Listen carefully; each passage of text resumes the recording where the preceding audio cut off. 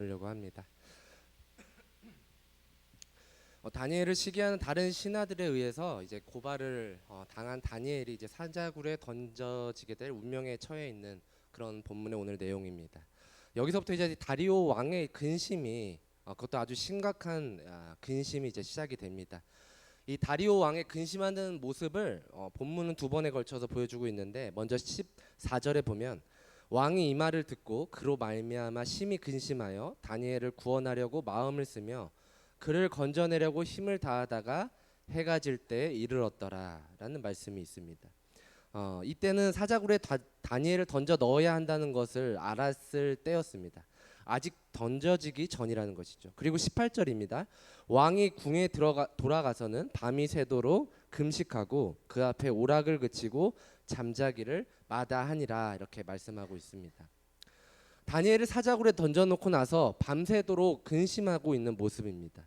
이미 던져 넣은 뒤의 모습이라는 것이죠.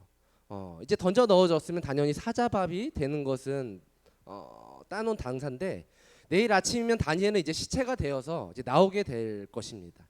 그런데도 왕이 근심하고 있는 것이 우리를 놀라게 합니다. 왕이 근심하는 이유가 무엇일까? 다니엘 때문입니다. 이제 보니까 왕의 마음을 편하게 해줘야 좋은 신하지, 이토록 왕의 마음을 어지럽게 해서야 어찌 좋은 신하라 우리가 말할 수 있겠습니까? 앞뒤 문맥을 모르는 일반 사람들은 그렇게 생각할 수 있어요. 왜? 다니엘이 못된 신하가 아니라 좋은 신하를 나쁜 신하로 만든 자들, 그러니까 정말 나쁜 신하들이 있었기 때문에 그렇게 됐다는 것이죠. 다리오 왕으로 하여금 근심하지 않아도 될 것을 근심거리가 되게 만든 장본인들, 이제 그들이야말로 정말 왕을 근심케 만든 신하들이었다는 것입니다. 우리는 좋은 사람을 욕하는 사람들, 또 좋은 신하의 허물을 찾는 신하들, 일터에서 좋은 직원을 모함하는 사람들, 또 좋은 성도를 시기하는 헐뜯는 성도들, 또 좋은 교회를 험담하는 신자들이 있습니다. 우리 주변에 이러한 분들이 많이 계시죠. 이것은 교회를 근심케 합니다. 서로 하나 되도록 이해하면서 우리가 배려하며 용서해야 되는데 우리는 그러지 못하다는 것이죠. 어떻게 보면 저 사람만 없으면 될 것 같은데, 그러한 생각과 마음은 많은 공동체 안에서 근심만 만들 수 있습니다.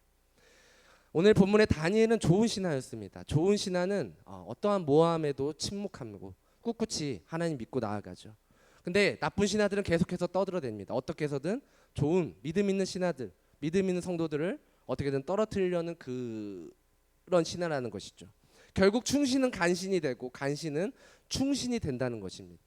이 다니엘 같은 충신을 간신, 악신으로 만들어서 제거하는 자들의 꾀가 얼마나 끔찍한지 우리가 12절에서 15절을 읽어보면 알 수 있습니다.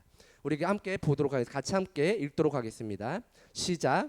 이에 그들이 나아가서 왕의 금령에 관하여 왕께 아뢰되, 왕이여, 왕이 이미 금령에 왕의 도장을 찍어서 이제부터 30일 동안에는 누구든지 왕 외에 어떤 신에게나 사람에게 구하면 사자굴에 던져 넣기로 하지 아니하였나이까 하니, 왕이 대답하여 이르되 이 일이 확실하니 메대와 바사에 고치지 못하는 규례니라 하는지라. 이렇게 나쁜 신하들이 이렇게 말을 하고 있습니다. 금령에 왕의 도장이 찍힌 사실을 왕에게 확인시키고 있어요. 왕이시여, 그렇게 하기로 하지 않으셨습니까? 고치지 못하는 규례라고 말씀하지 않으셨습니까? 이제 왕이 그렇게 고치지 못하는 규례라고 말씀하셨으니까 그대로 실행해 달라고 하인들이 계속해서 말하고 있는 부분이죠. 이제 왕의 입에서 고치지 못하는 규례라는 말이 나오자마자 다니엘이 기도하고 있다고 이 신하들은 또한 고발을 하고 있습니다. 왕을 존중하지 않고 왕의 도장이 찍힌 금령을 존중하지 않는다는 말을 신하들이 이 왕에게 계속해서 어필하고 있다는 것이죠. 그러면서 다니엘 6장 14절에 보면 왕이 이 말을 듣고 그로 말미암아 심히 근심하여 다니엘을 구원하려고 마음을 쓰며 그를 건져내려고 힘을 다하다가 해가 질 때에 이르렀더라, 이렇게 말씀하고 있습니다. 해가 질 때에 이르렀다는 말은 왕이 온종일 다니엘 때문에 근심하고 있다는 것입니다. 온종일 해가 질 때까지 왕의 명을 기다리지만 왕에게서 아무런 액션이 없습니다. 그러니까 그들은 또 찾아와서 메대 바사의 규례를 다시 들먹이고 있는 부분입니다. 더욱이 왕께서 세우신 금령과 법도는 고치지 못할 것입니다. 다시 한번 그들의 금령을 왕이 세웠다는 것을 다시 한번 강조하고 있는 부분이죠. 정말 집요하고 또 악독한 자들이라는 것을 우리가 본문을 통해서 알 수 있습니다. 왕이 다니엘 때문에 근심하는데 다니엘이 왕이 세운 금령을 어긴 것 때문에 근심하는 것입니까? 아니면 왕이 자기가 세운 금령대로 다니엘을 사자굴에 던져 넣어야 한다는 것 때문에 근심하고 있습니까? 왕은 지금 다니엘이 금령을 어긴 것 때문이 아니라 금령대로 그를 사자굴에 집어 넣어야 한다는 것 때문에 근심하고 있다는 것이죠. 좋은 신하를 사자굴에 넣어야 한다는 것, 좋은 신하를 잃는 것이 근심이고, 잃어도 충분히 이유 있는 일로 잃는 게 아니라 자기가 세운 금령 때문에 잃게 된 것이 근심이라는 것입니다. 흠잡을 데 없는 충성스럽고 지혜가 있으면 민첩하게 일하는 이 신하를 사자밥이 되게 해야 한다는 게 근심이 된다는 것입니다. 그리고 이 상황에서 다니엘을 위해서 아무것도 해줄 수 없는 이 왕의 모습, 자신의 무능력함과 자신이 왜 그런 금령을 만들었을까, 이런 생각을 하면서 근심이 되었을 것입니다. 여러분, 근심에는 미워하는 근심과 긍휼의 근심이 있습니다. 여러분, 부재중이라는 글자를 많이 보셨을 거예요. 여러분, 전화 안 받으면 뭐라고 뜨죠? 부재중 전화. 핸드폰에 자주 뜹니다. 지금 자리를 비운 상태라는 뜻이죠. 모든 일에 그렇듯이 함께 일하다가 갑자기 누군가 자리를 비우게 되면 우리는 근심이 생깁니다. 저 사람이 하던 일을 이제 다른 사람들이 해야 되는 상황인데 잘 해낼 수 있을까? 이런 근심이 생기게 되죠. 만약에 그 전 사람이 일하는 것에 영향력이 없다면 그 사람 존재는 잊어버리게 될 것입니다. 근데 그 전 사람이 일을 너무나 잘했다면 일하는 사람들은 근심이 될 수밖에 없다는 것이죠. 예전에 제가 어떤 기사에서 이런 기사를 읽었습니다. 어머니가 아버지에게 자꾸 이제 폭행을 당했습니다. 자식들이 그 폭행을 당하는 모습을 보니까 너무 열받아서 자식들이 아버지를 칼로 찔러서 이제 죽인 사건이었어요. 어머니가 폭행 당할 때마다 자식들은 늘 근심이었어요. 언제쯤 어머니가 아버지에게 폭행 당하지 않을까? 폭행이 끝날 것 같지 않으니까 이제 홧김에 자식들이 죽여버린 것이죠. 이 아버지에 대한 사랑의 존재가 아니라 존경의 존재가 아니라 미움과 증오의 존재였다는 것이죠. 이 신하들처럼 누군가를 미워하고 증오하게 되면 저 사람을 어떻게 하면 망신 줄 수 있을까? 어떻게 하면 내 눈앞에서 사라지게 할 수 있을까? 이러한 것들이 나타난다라는 것이죠. 창세기에 보면 가인이 아벨을 왜 죽였습니까? 아무 이유 없이 죽인 게 아니라 가인의 마음속에 이 미움과 증오가 쌓여서 홧김에 죽인 거예요. 가인의 근심은 언제나 저 아벨만 없다면 자신의 제사가 인정받을 것이라 생각했던 것이죠. 그의 미워하는 근심이 아벨을 죽음으로까지 몰고 간 것입니다. 어디 가인뿐입니까? 이 요셉의 형들도 마찬가지였어요. 그들의 마음속에서 늘 미워하는 마음이 생기니까 늘 근심했던 것입니다. 어떻게 하면 요셉의 건방짐을 골탕 먹일 수 있을까, 이런 생각을 가지고 있었다는 것이죠. 잠언 14장 30절에 보면 평온한 마음은 육신의 생명이나 시기는 뼈를 썩게 하느니라, 이렇게 말씀하고 있습니다. 미움과 시기의 근심은 뼈를 썩게 합니다. 미워하고 시기한다고 해서 절대 내 살과 뼈가 살찌는 게 아니에요. 윤택해지는 게 아니라는 것이죠. 성경은 뼈를 썩게 한다고 분명히 말하고 있습니다. 미워하지 않는 사람은 멀쩡한데 미워하는 사람들은 뼈가 마릅니다. 늘 속에 악독한 분을 품고 있기 때문에 그렇다는 것이죠. 제가 예전에 어떤 청년과 상담하다가 그런 얘기를 들은 적이 있어요. 자신은 그 친구가 너무 미워서 싫다는 거예요. 중요한 건 미움 당하는 친구가 힘든 게 아니라 미워하는 친구가 더 아프고 힘들다는 것이죠. 이 친구가 며칠째 잠도 못 자고 밥도 못 먹고 있었다는 것입니다. 미움 당하는 친구는 오히려 밥도 잘 먹고 더 잘 살고 있었는데 말이죠. 그러면 반대에 긍휼의 근심은 어떠한 사람일까요? 나보다 남을 먼저 생각하는 사람이라는 것이죠. 여러분, 성경에 다윗과 요나단을 보면 알 수 있습니다. 우리가 다윗과 요나단 보면 서로 뗄래야 뗄 수 없는 그 사이라는 것을 알 수 있습니다. 다윗은 용맹스러운 그런 소년이었어요.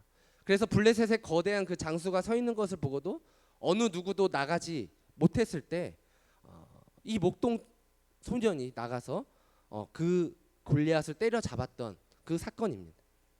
바로 우리가 잘 아는 이 다윗인데, 이스라엘 왕 사울은 늘 근심이었어. 저 블레셋 놈만 없으면 잘 살 것 같은데, 평안할 것 같은데 누구 하나 나서는 사람이 없으니 답답하고 근심만 쌓여갔습니다. 그런데 이 다윗이 나타나서 다 해결해 주니까 얼마나 좋은지 이 다윗을 처음에 자기 아들처럼 사랑했습니다. 그런데 시간이 지날수록 사울 왕보다 이제 다윗을 사람들이 더 위대하고 훌륭한 사람으로 이제 생각하니까 사울 왕 마음속에 어떠한 마음이 생기나, 이제 미워하는 근심이 생겨나서 다윗을 죽이려고 합니다. 몇 번이고 손에 단창을 들고 다윗을 향해 던지기만 하고 던지려고 했습니다. 그때마다 이제 다윗은 피하게 되었습니다. 사울 왕이 다윗을 죽여야 이스라엘 나라가 든든히 서갈 수 있다고 이제 요나단, 그 아들 요나단에게도 말하게 되죠. 이때 사울 왕의 친아들 요나단이 죄 없는 다윗을 보호해 주고 있습니다. 사무엘상 20장 32절에 보니까 그가 죽을 일이 무엇이니까 무엇을 행하였나이까 라고 이렇게 사울 왕에게 말하고 있습니다. 어떻게 보면 이 사울의 친아들이 이 요나단이 어떻게 사울 왕의 편에서 다윗을 죽일 수도 있었습니다.